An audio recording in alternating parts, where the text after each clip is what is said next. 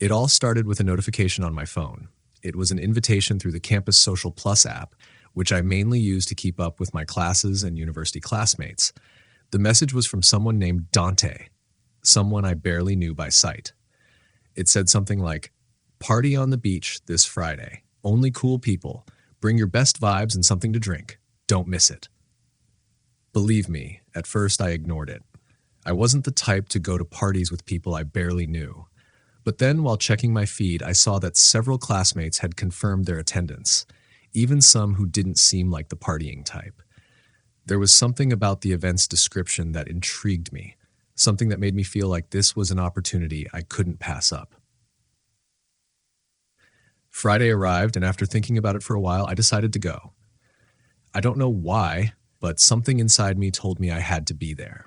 The beach wasn't far from campus, but it was a secluded place, far from the city. When I arrived, a group of people had already gathered around a bonfire. Music was playing at full volume, and the air smelled of salt and something else, something I couldn't identify, but that made me uncomfortable. Somehow. Dante was at the center of it all, the perfect host. He wore an open shirt and a necklace with a strange symbol that gleamed under the firelight. He greeted me with a wide smile, as if we were old friends. "Come with us, Miguel," he shouted, pointing at me with a bottle of liquor. "Welcome to the end of boredom." I felt a little out of place, but I tried to relax. I drank a little, talked to some classmates, and for a moment everything seemed normal. Until I noticed something was changing. The music suddenly stopped. Dante raised his hands to get everyone's attention. "Guys, it's time for what we came to see," he said with a smile that sent chills down my spine. I watched as they brought out wide ceremonial robes wrapped in black ribbons and some fake skulls, the kind people put up for Halloween. They arranged them in a circle on the sand, and someone drew strange symbols around them as if they were preparing for something. I didn't know what it was, but I felt I had to leave. However, something kept me there, as if my feet were stuck to the sand. It was strange because I wanted to move. I had the impulse, but I couldn't. "It's just a game," Dante said, locking eyes with me. "Something to remember tonight by." The group, mostly philosophy students, began chanting in a language I didn't recognize. The words sounded unnatural, as if they weren't meant to be spoken by human tongues. The torches flared brighter, and the wind picked up, extinguishing the bonfire in an instant. Everyone gasped in surprise, but I was too focused on trying to understand what the hell they were doing. The air shifted, and I felt a cold pressure against my chest, like something was watching me from all sides. "I call upon the one who listens from the depths," Dante shouted, raising a glass filled with a dark liquid. "We offer you this night in exchange for your blessing." Everyone laughed as if it were a joke, but I couldn't laugh. I felt something, a presence that I couldn't explain. I looked around, hoping someone else would notice, but everyone seemed to be enjoying the show. When the ritual ended, everything went back to normal. The music returned, the bonfire reignited, and people kept drinking and laughing as if nothing had happened. But I couldn't shake the feeling that something was wrong. I left early without saying goodbye. On my way home, I couldn't help but glance over my shoulder, feeling like someone or something was following me. The beach was silent and dark, but the sense of being watched didn't fade. When I got home, I went straight to bed, trying to convince myself it had all been in my head. But in my dreams, I heard those unearthly words again. I saw those symbols glowing with a dark fire in the sand. I woke up drenched in sweat, my heart pounding. I grabbed my phone and saw several notifications. They were messages from classmates who had been at the party. They all said the same thing. "Did you see what happened with Dante? Something is wrong. We shouldn't have done that."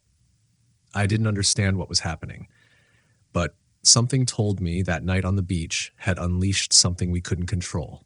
And the worst part, at some point during that ritual, I had also made a wish. And now I feared it had been granted. The following days were strange. I kept telling myself it had all been a stupid prank. A bunch of bored university students chasing cheap thrills, but I couldn't shake the feeling that something had changed. It was as if the world had become darker, heavier. Then, on Monday, I noticed something was off. Dante wasn't in class, and no one seemed to know where he was. I mentioned it casually to a couple of classmates, but they just looked at me with strange expressions, like they didn't want to talk about it. You didn't hear? Anna, a girl who had been at the party, asked me. Her voice was unsteady. Hear what? I asked, though something in her tone made me wish I didn't know the answer. Dante had an accident last night. His car went off the road. They say he didn't survive and that he had marks all over his body. I swallowed hard. But also, she hesitated. Those who saw the crash said a shadow caused it. Something had been chasing him ever since he made that call on the beach. A chill ran down my spine. I didn't want to believe it. Dante, the guy who always seemed in control, was dead? I tried to convince myself it was just a tragic coincidence, but that voice in my head wouldn't let it go. Something didn't feel right. That same afternoon, I heard more bad news. Marcos, another person who had been at the party, had been found dead in his apartment. He had taken his own life. No note, no explanation, just silence, louder than any words. It doesn't make sense, I told Anna as we walked across campus. Marcos wasn't the kind of guy to do something like that. Anna didn't answer. She just stared at the ground, avoiding my gaze. What's going on? I asked, stopping in front of her. You know something, don't you? She took a deep breath before finally speaking.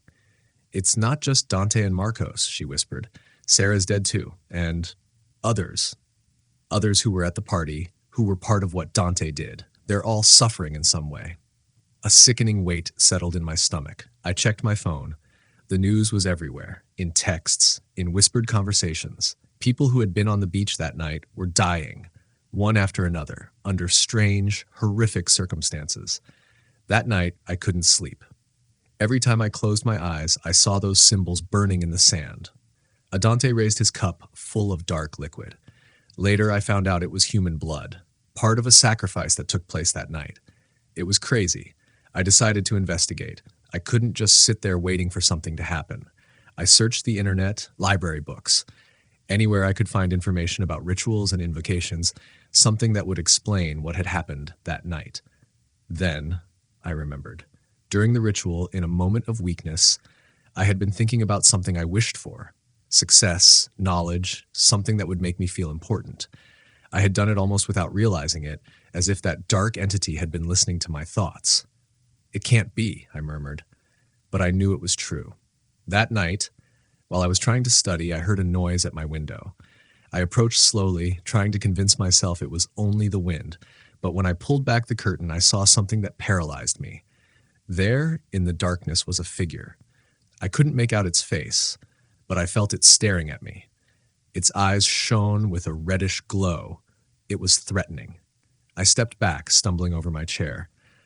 When I looked again, the figure had disappeared, but the glass of the window was marked with something, a symbol, similar to the one they had drawn in the sand that night.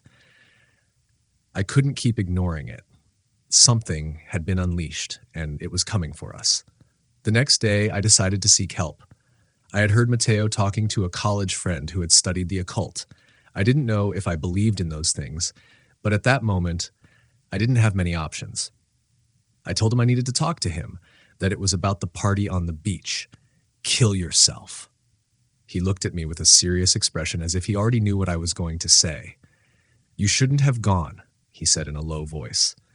But now that you're involved, there are things you need to know. Then he told me the truth. We moved away from the crowd where no one could hear us. Matteo led me to a secluded corner, his usually relaxed and sarcastic face now tense, almost pale. What do you know about what happened on the beach? He asked, staring at me. Not much, I admitted, feeling my voice shake. Just that, a ritual, something that seemed like a joke, but now people are dying, getting sick, or having accidents. Matteo sighed heavily, as if he already knew everything I was about to say. It wasn't a joke, he said. Dante knew what he was doing. He summoned something at that party. What are you talking about? I asked, though deep down, I already knew the answer. A demon, Matteo said bluntly. That ritual, it wasn't just a game. It was a real invocation, and everyone who was there, including you, made some kind of pact just by being present. Something is going to happen to them. I felt the air grow heavy, as if the walls of the library were closing in on me. A pact? I repeated, trying to understand. But I didn't do anything. I just stood there watching. Mateo leaned forward, his eyes shining with an intensity that made me step back. It doesn't matter if you actively participated or not, he said. You were there. And at that moment, maybe you thought of something you wanted, right? Something you wished for with all your might. I swallowed hard. I had thought about success, about being someone important. I had wished for it so intensely that I could almost feel it. Yes, I admitted, feeling a lump in my throat. But it was just a thought. For them, that's enough, Mateo said. Listen, Lucas, they listen to everything, and when you make a pact, even in your mind, they give you what you ask for. But there's always a price, especially when they perform that type of ritual. A price? I asked, though deep down I already knew the answer. Blood, for example, Mateo whispered. The entity they invoked doesn't do favors for free. It takes something in return, and if it can't take what it wants, the person simply dies. That thing sees it as a tribute. A chill ran down my spine. And what's going to happen to me? I asked, fear tightening its grip on me. Mateo didn't answer immediately. He looked at me with an expression I couldn't decipher, as if he were struggling with something. You made a pact too, he finally said. The entity will come for you, but maybe there's a way to save yourself. How? I asked desperately. You have to pay the price before she does, Mateo said. You have to sacrifice something that means a lot to you. If you don't, the entity will take whatever it wants, and it won't be something you're willing to lose. How do you know all this? I asked, my voice breaking. Mateo looked down, hesitating. Finally, he sighed and met my gaze. Because I was there too, he admitted. I made a pact too. A deafening silence followed. I didn't know what to say, what to think. It was all too real, too terrifying. And what did you do? I finally asked. I already paid my price, Mateo said, lifting the sleeve of his shirt. On his arm was a dark symbol burned into his skin. I offered her what I loved the most, he said. My sister, and that thing took her instead of me. And I don't regret it. It was worth it, but it wasn't enough. Probably that thing will come asking for more at some point. My breath caught in my throat. The entity they summoned is feminine, Mateo said. She's something ancient, something dark, and now she's here, among us. At that moment, I heard a noise behind me. I turned around, expecting to see someone, but there was nothing. However, nearby, I saw something that made my skin crawl. Blood. A shadow moved quickly and then disappeared. At that same moment, I felt something cold brush against my arm, like fingers trailing over my skin. And then the scariest thing of all happened. I had a vision. I saw my mother. A fear unlike anything I had ever known took over me. I understood the message. The entity wasn't just coming for me, it was coming for everything I loved. I rushed home, feeling as if every shadow in the street was chasing me, whispering things I couldn't understand but knew were meant for me. When I arrived, my mother was in the kitchen, preparing dinner as if nothing was wrong. I told her we had to leave. Immediately. She looked at me with concern, about to ask why. And then a noise at the window. I turned and saw something that took my breath away. It was her, that thing Mateo had told me about. It was impossible, but in the reflection I saw it, a figure I can't describe with words. It had no defined shape, just a mass of dark smoke with glowing eyes. It was a presence, one that filled the space, making the world tilt sideways. My mother screamed as she felt the manifestation. I couldn't let it take her. I wouldn't let it. I screamed at it to take me instead. The entity paused as if considering my offer.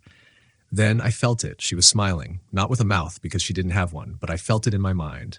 Cold, cruel, and then agony, a pain like my skull was being ripped apart from the inside. I collapsed, my mother screaming my name. The last thing I remember was the sound of sirens, then darkness. When I woke up in the hospital, I was broken, my body, my mind, and worst of all, my debt had been paid. But I don't think she's done with me yet.